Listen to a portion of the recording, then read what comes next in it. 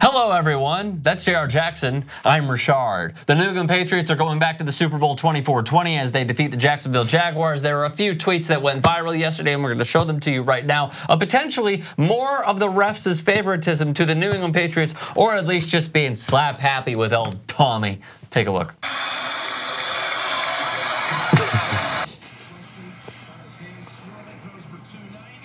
All right. So that's end of the game. Or what? During the game is the first one, end of the game is the second one. And so here's the other part. We can throw the tweet. The Patriots were called for one penalty against the Jaguars. It's the fewest penalties called on one team in a playoff game since the 2011 AFC Championship.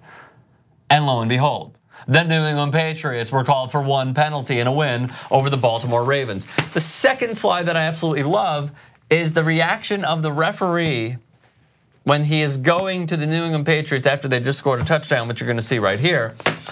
And the face that he has is like a kid winning like 10 tickets at Chuck E. Cheese. I hit the jackpot. Dad. You would not believe it, 50 points in skee-ball. So that was right before the half when the Patriots scored their first touchdown.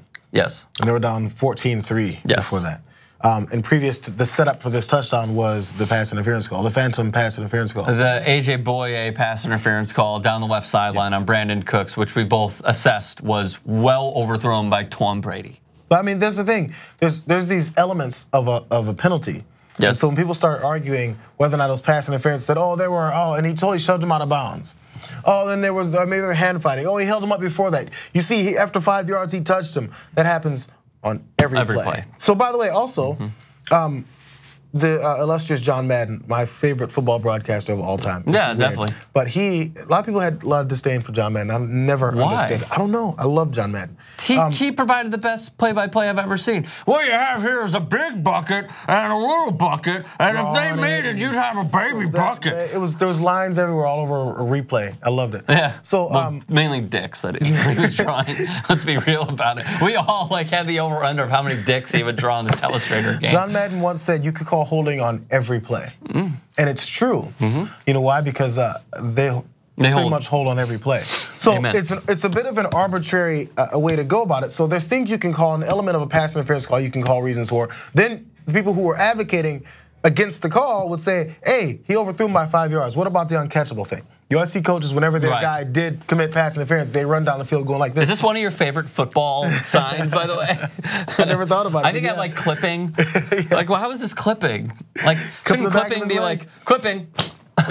Clipping. Yeah.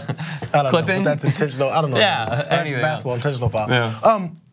So the thing is, there's all these elements of it. So that's when it leaves it in the ref's hands to figure what he thinks it was, or where he was, and how much he saw. And again, man, it's like I've said with anybody in this position of authority to change outcomes of things.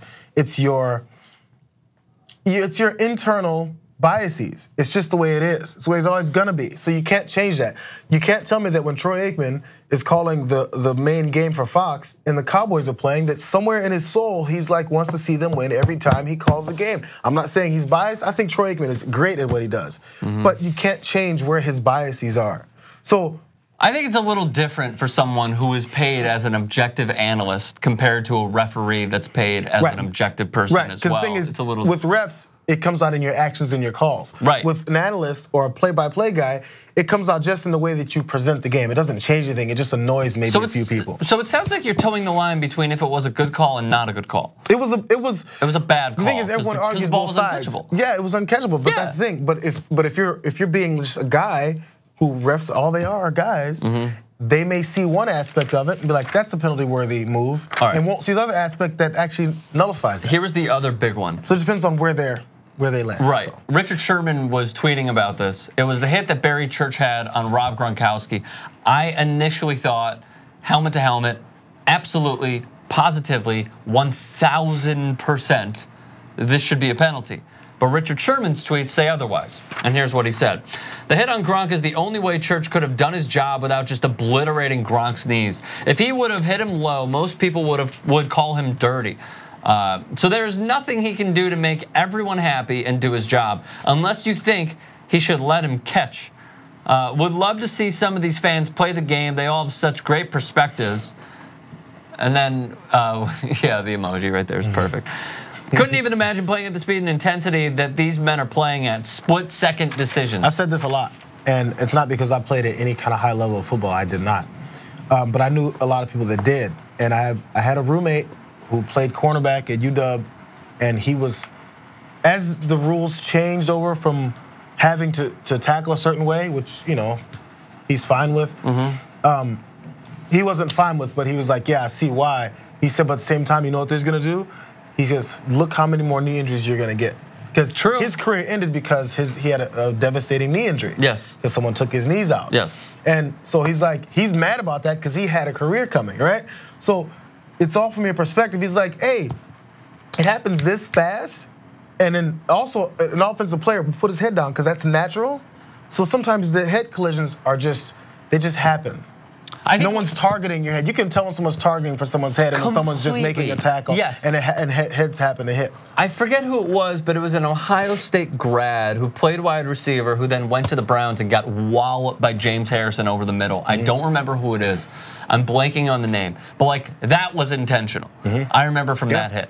Looking at this once again, the defense is not only handcuffed, in my opinion. You can tell me if you agree or disagree. The defense is not only handcuffed by they get a 5-yard buffer. Safeties, defensive backs, what have you, with making contact with the receiver, tight end, what have you. And then after that, if you put a finger on them, it's pass interference. Now they're also handcuffed because you have this much, if you think about it, from here to here. This is the only place where you can hit a guy if they're running full speed, because no matter what, it is just a football instinct to put your head down. So they're also, football instinctively, putting their head down as well. There is no middle ground to this where you're like, oh, it wasn't intentional. Because no matter what, 15 yards, he had a concussion. Rob Gronkowski left the game as well. So you need to fulfill the protocol that is in place, which finally the NFL did. Right. It had to happen with the Patriots, of course, and it had to happen in the biggest game of the season, but they finally got it right. So I'll give give credit where credit's due, and kudos to the league office for handling it diligently. But there's such a small window where a guy can hit another. By default, their heads are going to go down and make contact. It happens so many times. So it's hard to say. So was it a penalty? Well, according to the rules, it has to be now, because if you make contact and you're the tackling. But it was Gronk who put his head down in order to protect himself. Happens so much. But if it's a running back, if it's 250-pound LeGarrette Blount, which we saw him run over someone in the end zone in the Eagles game. If he puts his head down, all you see is shoulder pads and a helmet coming at you. Where do you go? Out of the way. So it's tough. And how big is Gronkowski? He's like 6'6", 6'7", 270. And he's coming down the field after catching the ball with momentum. He's probably about 255, I'd say. And you have to take him down. And if you don't take him down, guess who's mad at you? Everybody. The fans, your coach, your teammates. Yes. And what do they call you? Pussy. Soft. All right, I was taking the moderate route. Thoughts, comment section below. Subscribe to 2x2 Sports, please.